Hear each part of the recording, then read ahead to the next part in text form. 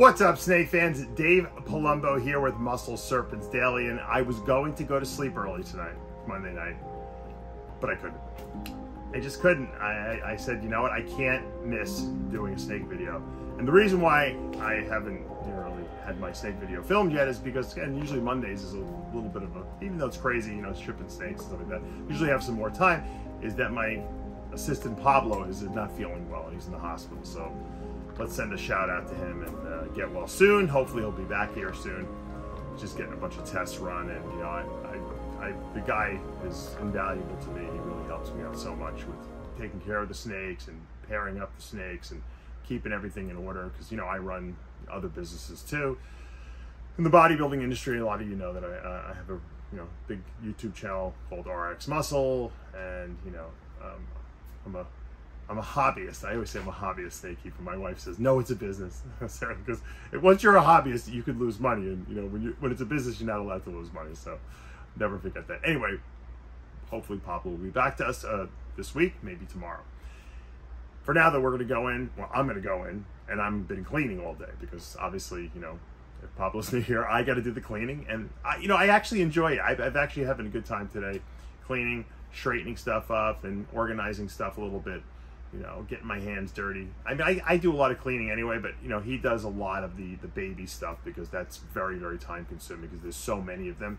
So I did some this afternoon. I came back and I had to ship some snake, and then I'm doing some more tonight. So rather than go to sleep, I figured let's do a video, right? You know, let's take a look at some cool stuff. I'm not going to show you a million different snakes. I'm going to show you some cool things that I like in the collection. Some of the stuff you've seen, but it's growing and maturing, and so let's take a look. Maybe we'll catch a few locks as well. Stay tuned. Here's a really nice lock.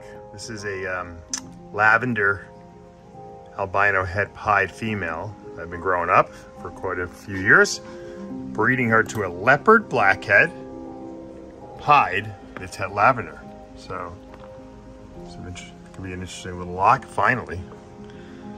And this is the first year of me breeding her. I grew up for a couple of years. She was a steady grower, but not like she wasn't a prodigy. She's an 2018, so put some time into her. But this is a nice lock. I really hope this goes. Love to make some blackhead, leopard, lavender pieds, maybe. Let's see. That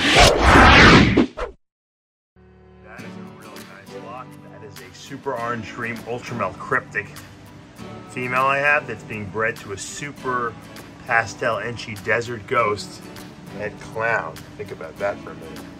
It's a wild, wild combination. We're gonna get a bunch of het animals from this, but this could be epic in the future. It's a nice lock too. Look at that. It's like a symmetrical lock there. All right, just cleaning here. I was looking at the snake, and I almost had to look at the tag to figure out what it was. Can you tell me what it is? Yep. If you guessed black pastel het pied, you're right. I thought it was a hurricane when I first looked at it. Crazy, right? That het pied really interacts really nicely with that with the black pastel. And of course, we know the super black pastel pied is the panda pied, so definitely a good synergism with those genes, for sure. You want to see a purple snake? This might be the most purple snake that I've made, although I've made one of these before. Ghi Mojave, you can probably see that. Banana, probably pastel in there as well. Look at that thing. You can see the Ghi Mojave, right? Usually, which is like a dark chocolate with the stripe. And then you add banana to that, and it just takes away the darkness, and it turns it to purple. It's a very purple snake. You know, we're always hunting for the most perfect purple combination. This might be it. This is pretty close. And these things stay purple too. I'll show you the mother of this one. She's purple. Look at this little boy. This is an ultramel het caramel. The ultramel caramel, both being T positive, double homozygous, is known as the Caramillo. And Russo named that. He was the first person to make it. That's a pretty nice looking ultramel, right? that's head for caramel.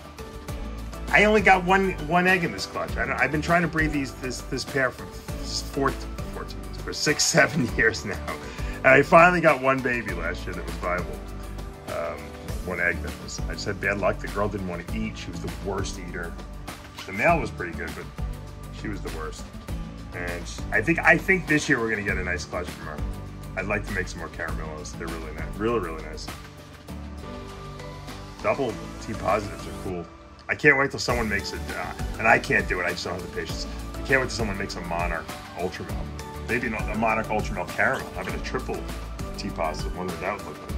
Probably look like a T negative. Keep removing melanin. Eventually you're gonna have none left, right? Look at that beauty.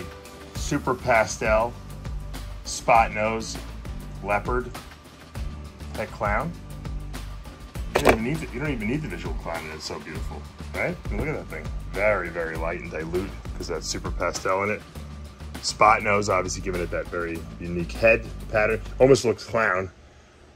Leopard, obviously darkening the stripes, although those stripes have been lightened up a lot by the super pastel, the double copy of pastel. And then of course the het clown kind of changes pattern a little bit anyway, but really nice looking. You know, this is a female. I think I might keep her. I was thinking about selling her, but she's really nice. Really like her. I showed this girl the other day. She just sheds. She looks even more exquisite. I don't think I can show the snake too much. Orange Dream, Ultra Glow, Pied. So that's the hypo and the Ultramel. We just showed a nice Ultramel before. This is a hypo with Ultramel. We call it Ultra Glow. And then it has Orange Dream in it as well. And then it's also pied. So, and it's a very low white pied, which is nice. Just enough pied to make it interesting. All right, we'll wrap up today's hodgepodge of snake video. It's a rough week. Pablo's in the hospital. Everyone's got to send out a get well soon to Pablo. Send out your prayers. So we'll find out what exactly. Right now he's getting a lot of tests done. He's just having some discomfort. It might be could just be some indigestion. I hope that's all it is, but could be acid reflux. Who knows? He's been undergoing a lot of tests, so I'm in the snake room doing a lot more cleaning now, and you know, I love the guy. I want to see him get better. I know he's watching this video, so Pablo, we need you back here as quickly as possible. All right, well, this snake just keeps getting better, and I have to keep showing it to you. I turned it into a holdback. This is a black pastel pied female that is just exquisite. It's the nicest black pastel pied I've ever produced. I mean, it's not panda pied, because you can see it has striping and has, you know, all kinds of pattern in it, but it is just, I mean, super saturated with black to the point that, you know, it almost looks panda pied, but it's not. It's got the browns in it like a normal black pastel pied would. It's just a really nice one. So sometimes you got to hold back, you know, good quality. I have a lot of really good quality black pastel pied stuff in my panda pied project, and so I try to, you know, just hold back the best every year and add. I actually have 3 breeding black pastel pieds because that's how much I love the project, and I'm always afraid that I'm going to lose one. And actually, one's a panda pied, and the other 2 are black pastel pieds. One's actually a possible panda pied. I don't think it is. I'm trying to prove it out. This female definitely, though, is staying here. She's one of the nicest black pastel pieds I've produced. All right, guys, that's going to do it for tonight. It's actually not as late as I've come here way later. It's still probably before midnight, luckily. I'm going to go back. Now I got to take a shower, you know, because I've been in the snake room all day and I've been cleaning and sweating. And the smell, I don't know if you guys notice this. Sometimes you don't notice it when you're in the snake room for a long period of time because you become immune to the smell. In my snake room, it doesn't really smell quite as much because I have a bigger space. But when I go back and my kids say, "Daddy, you stink," my wife always tells me I stink because, you know, she's got the nose of a bloodhound. They said, but when your kids tell you stink, you know you stink. So my new ritual now is as soon as I leave, if I'm in the snake room for more than like a half hour of deep cleaning type stuff, I go immediately into the shower. Trust me, guys, or gals. Shower after you clean your snake room. The smell somehow just goes into your clothing and into your pores and into your body and into your being. So it is what it is. That's my tip of the week is going to be shower after cleaning snakes, even if you think you haven't really sweated or you don't think you smell too bad, because you can't smell yourself. I promise you that. All right, I hope you guys enjoyed today's video. If you did, hit that like button, hit the subscribe button, turn on your notifications. We'll see you back tomorrow.